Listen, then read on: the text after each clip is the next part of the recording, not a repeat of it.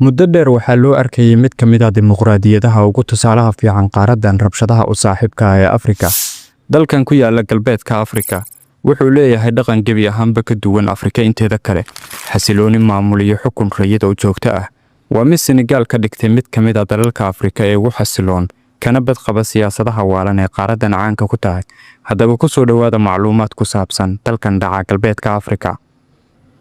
waxay dhacdaa cirifka ugu shisheeya ee galbeedka qaaradda Afrika kuna teedsan xeebta badweynta Atlantic.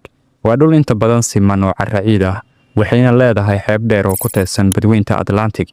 Senegal waxay ku fadhidaa dhul dhan 196,712 kiiloomitir laba jibaaran, waxayna xuduud la leedahay ilaa 4 wadan kuwaas oo kala ah Mauritania, Mali, Guinea iyo Guinea Bissau, halka galbeedkana ay ka jirto badweynta Atlantic.